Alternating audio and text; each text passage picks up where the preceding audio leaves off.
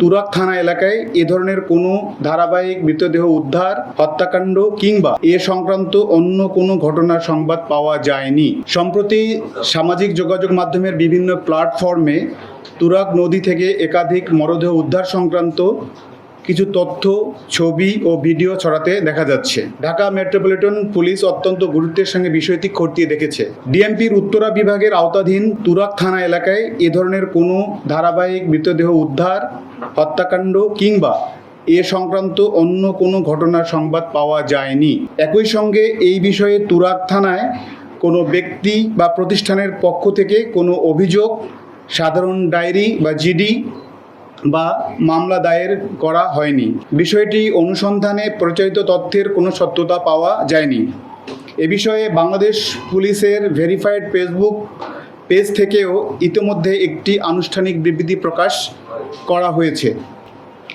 এদিকে মিরপুর ক্রাইম ডিভিশনের আওতাধীন পল্লবী ও রূপনগর থানার ভৌগোলিক সীমানা পর্যালোচনা করে দেখা গেছে, সামাজিক যোগাযোগ মাধ্যমে প্রচারিত তথ্যের সঙ্গে উক্ত দুই থানার কোনো সংশ্লিষ্টতা নেই।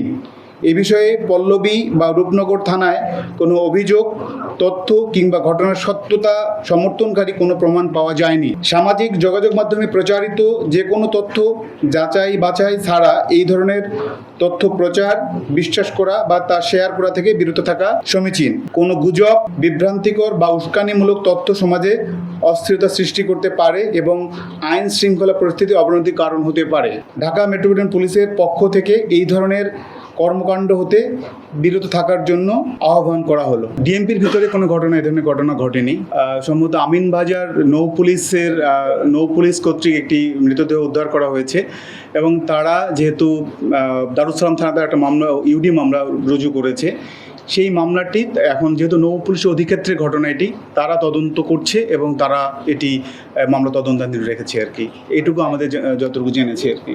যারা এ ধরনের গুজব ছড়াবে তাদের বিষয়ে আমাদের যারা সংশ্লিষ্ট ইউনিট আছে তারা অবশ্যই কাজ করছে এবং তারা কারা করছে তারা বের করে নিয়ে আসবে। ব্রিফিংটা হচ্ছে জনমনে বিভিন্ন ধরনের গুজব ছড়ানো হচ্ছে যে ডিএমপির ঘটনা থেকে এরা মারা গিয়েছে, ডিএমপির পুলিশ বিভিন্নভাবে ডিএমপির লোকজন এই ধরনের, বাট এটা একেবারেই বানোয়াট গুজব। এই জন্যই আজকে জনমনে এই বিভ্রান্তি দূর করার জন্য আমরা এই প্রেস ব্রিফিং করছি।